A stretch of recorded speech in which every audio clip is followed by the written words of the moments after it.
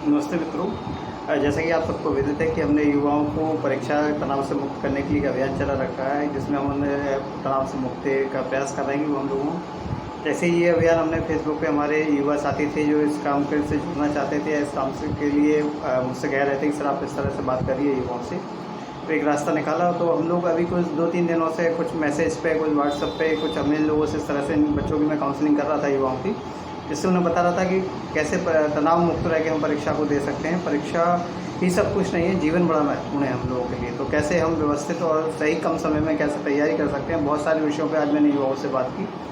तो इसमें प्रत्यक्ष रूप से आज हमारे साथ में साजिया हैं, जिनका बैकग्राउंड साइंस रहा था और उन्होंने कॉलेज में आके आर्ट्स ले लिया। तो उनसे बात की तो उनका मेजर सब्जेक्ट हिंदी था। तो हिंदी को कैसे बहुत अच्छे से हम लोग पढ़ सकते हैं, कम समय में कैसे अच्छे नंबर ला सकते हैं, और बेसिक जानकारी ये क्या हो सकती है कि हम कैसे पेपर में लिख के आएँ। बहुत सारे विषयों को लेकर बात की। तो मुझे बहुत अच्छा लगा कि आज उसने कहा कि सर अब मुझे अब समझ में आ गया है कि मुझे किस तरह से लिखना है और अब मैं आराम से हिंदी का पेपर दे पाऊँगी। एक विषय रहा। इसी में एक हमारे साथ एक युवा और जुड़े जिसका नाम जिज्ञासा सेन था। जिज्ञासा मैथ्स विषय से थी, लेकिन पीजी कॉलेज में उसने आर्ट्स में ग्रुप ले रहा था। तो वो कह रही थी कि सर मैं काफ़ी चिंतित हूँ कि सर मैं मैथ्स बैकग्राउंड की थी और मैंने कभी लिटरेचर को पढ़ा नहीं, और लेकिन जब आपसे मिली और आपसे बातचीत की तो मुझे लगा कि लिटरेचर में ही बहुत अच्छा पढ़ा जा सकता है और अपना कैरियर बनाया जा सकता है। आपने जिस तरह समझाया मुझे लिटरेचर बहुत अच्छे से समझ में आ गया। मुझे उम्मीद है कि मैं हिंदी लिटरेचर के दोनों पेपर बहुत अच्छे से दे पाऊँगी। तो एक छोटा सा प्रयास था कि हम युवाओं को तनाव मुक्त कर सकते हैं। हम देखते हैं कि लोग तनाव में आ जाते हैं, परीक्षा रिजल्ट बिगड़ जाता है उनका। तो एक छोटा सा प्रयास है, आशा है कि आप इन वीडियो तक आगे तक पहुँचाएँ और ऐसे ज़रूरतमंद युवा जो विषयों के बारे में जानना, पढ़ना, समझना चाहते हैं, तनाव मुक्त होकर हम कैसे परीक्षा दे सकते हैं, इन विषयों पे हम बात करें। बहुत बहुत धन्यवाद। जय साथियों, मेरा नाम जिज्ञासा सेन है। मैं बीए फर्स्ट ईयर की स्टूडेंट हूँ। मेरा सब्जेक्ट हिंदी है मेजर में और मैं हिंदी मीडियम से हूँ। पहले मेरा 12th में मैथ सब्जेक्ट था, तो मुझे अब बीए कॉलेज में आके बीए देने में मतलब थोड़ी दिक्कत हो रही थी कि मेरे सब्जेक्ट आर्ट्स वगैरह नहीं थे 12th में, और अब मुझे पढ़ने में नहीं आ रही थी। जैसे मैं सर को जानती हूँ तो सर का मैंने स्टेटस देखा, सर से बात की मैंने, तो मेरे को लगा हाँ कि सर से बात करना चाहिए मुझे इस विषय पर देख के। मैंने सर से कहा कि सर ने मेरे को समझाया हिंदी विषय में, मतलब हिंदी पढ़ाया, बहुत ही सरल भाषा में समझाया, तो मुझे आया समझने में। और अब पेपर देने में मुझे कोई परेशानी नहीं, तो मैं पेपर सरल दे पाऊँगी। तो जैसे कि हम 5वीं यूनिट की बात कर रहे थे, मैं एक बार रिवाइज कर लेता हूँ पूरी यूनिट को कि अभी हमने 5वीं यूनिट में पढ़ा है। तो 5वीं में हमने ये पढ़ा कि हम जिस युग की बात कर रहे हैं, तो जो उसके 5वीं यूनिट में आपका जो प्रगतिवाद है, प्रगतिवाद को क्या कहेंगे, प्रगतिवाद क्यों आया, इससे पहले हम इसके छायावाद को पढ़ेंगे, उसके बाद प्रगतिवाद आएगा। इसके हमने प्रगतिवाद की विशेषताओं को आपके सामने लिखा। जैसे हमने कहा कि इस समय की जो रचनाएं लिखी गई उसमें क्रांति की भावना का उदय हुआ, शोषितों के प्रति सहानुभूति की भावना आई, नारी के प्रति सम्मान की भावना, शोषक जो लोग शोषण करते थे उनके प्रति आक्रोश और घृणा के भाव आए, परंपरावाद का विरोध किया और रूढ़िवादिता का विरोध किया। ये कॉमन विशेषताएं हैं। अगर आपको किसी भी युग की विशेषताएं पूछी जाती हैं तो आप इन विशेषताओं को वहाँ पर बहुत आसानी से लिख सकते हैं। तो ये तो हुआ प्रगतिवाद। जब हम आधुनिकता की ओर प्रगति कर रहे थे, फिर प्रगतिवाद के बाद आया प्रयोगवाद। तो इसमें जो साहित्यकार थे, जो कवि थे, उन्होंने नई नई उपमाओं को लेके आए और नए नए प्रयोग किए। तो ऐसे प्रयोगवाद की विशेषताएं आती, तो आप देखें बौद्धिकता की प्रधानता कि उन्होंने बौद्धिकता को बड़ा महत्व दिया। उन्होंने कहा कि आप जो भी देखें बुद्धि से सोच समझ के देखें, अति यथार्थ का चित्रण, और जो चीज़ें जैसी हैं उनका वैसा ही चित्रण करें। अनास्था और निराशा, क्योंकि हम ईश्वर के भरोसे रहते हैं तो हम लोग काम नहीं करते। तो उन्होंने कहा साहब आप ईश्वर से आप जब हटेंगे तो अनास्था माने आप ईश्वर को मानिए, लेकिन सब कुछ वही करेगा ऐसा ना मानिए, आपको कर्म भी करना है। तो ऐसा उन्होंने हमारे सामने हमें प्रकट करा और वैज्ञानिक दृष्टिकोण, प्रयोगवादियों ने हमें साहित्यकारों को वैज्ञानिक दृष्टिकोण प्रदान किया। हाँ, वो इसलिए दिमाग से ऊपर से निकल रहा है क्योंकि अपन को किसी ने समझाया नहीं। टीचर का काम होता है कि विषय को सरल भाषा में बच्चों तक पहुंचाना, और फिर हम जब कॉलेज लेवल पे जाते हैं तो हमारा ये उद्देश्य होता है कि हम जो समझ रहे हैं, जो पढ़ा है, उससे ज़्यादा उस चीज़ को समझें और उसको समझने के बाद उससे ज़्यादा उनको उदाहरण के माध्यम से समझाएं। तो जब हम इन सब कामों को कर लेते हैं तो हमारा हो जाता है। अब मैंने आपको, अपन ने 3 प्रश्न पढ़ लिए।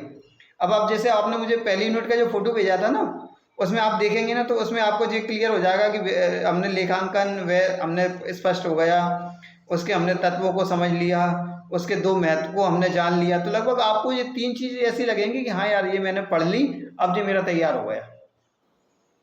लगने लगा आपको? ठीक है। अब मुझे आप एक चीज़ बताओ, स्टार्टिंग में आपका जो पहला पेज है वो 6 से स्टार्ट हो रहा है क्या?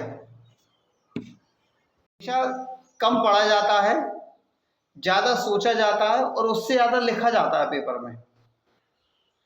तो सबसे पहले हम, जैसे हमने लागत के 3 तत्व बता दिए, तो आप काम करते हुए, अपना वर्क करते हुए 3 तत्वों को याद रखें। सबसे पहले आएगा सामग्री की लागत आएगी, उसके बाद श्रम आएगा, उसके बाद आएंगे ऊपरी व्यय। जब हम 3 चीज़ों को अपने दिमाग में बैठाओ, बार बार उनको रिपीट करो हमारे साथ में, तो उससे क्या। हाँ, आ गए? चलो अच्छा। हाँ हाँ, तो जब हम पेपर में लिखेंगे ना, तो हम उसे लिखना पता है कैसे लिखेंगे? सबसे पहले लिखेंगे लागत से आशय। तो लिखो लागत से, जैसे किसी भी ऐसे से मैंने आपको उदाहरण बताया ना, किसान एक फसल तैयार करता है, वैसे ही करके आपको, चूंकि हमें लिखना है और हमें, और कई बार पेज भरने के नंबर भी मिल जाते हैं पेपर में। हमेशा याद रखिए कि छोड़ के आने से अच्छा है कि उस विषय से संबंधित कोई ना कोई चीज़ हम पेपर में अवश्य। लागत लेखांकन निर्धारण करते समय 3 चीज़ों का में विशेष ध्यान रखा जाता है। पहली, सामग्री की लागत, माने जो सामग्री आई उसकी लागत कितनी थी, माने हमने उसे कितने में लेके आए, नंबर 1 बात, ठीक है। और दूसरा फिर हमें ये ध्यान रखना है कि उसमें श्रम कितना लगा,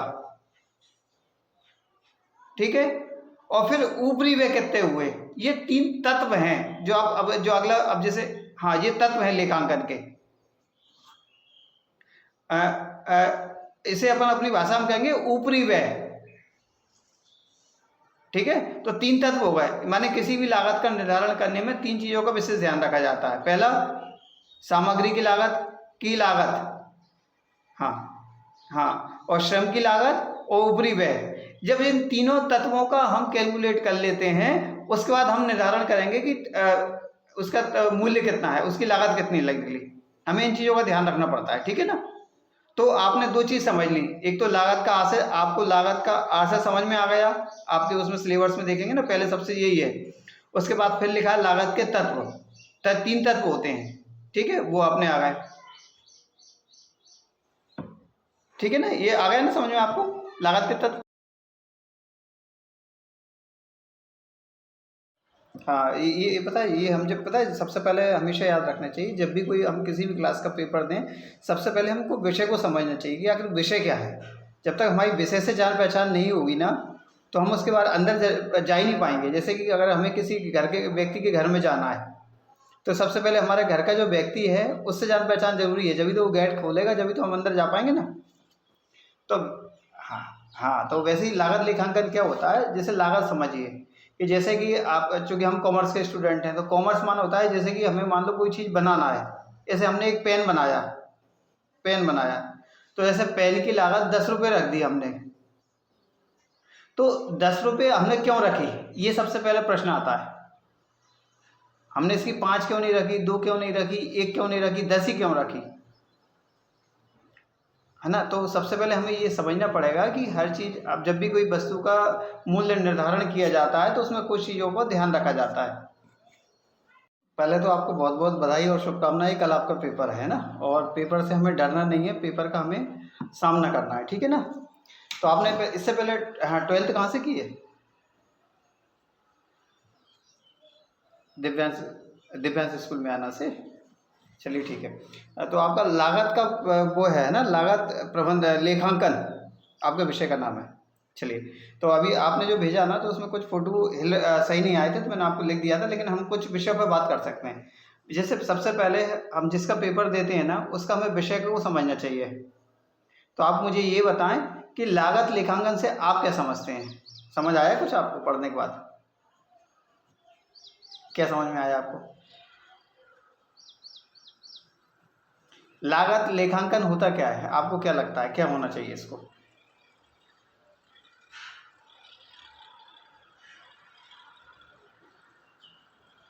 जी, अच्छा, क्यों करते हैं लागत लेखांकन हम?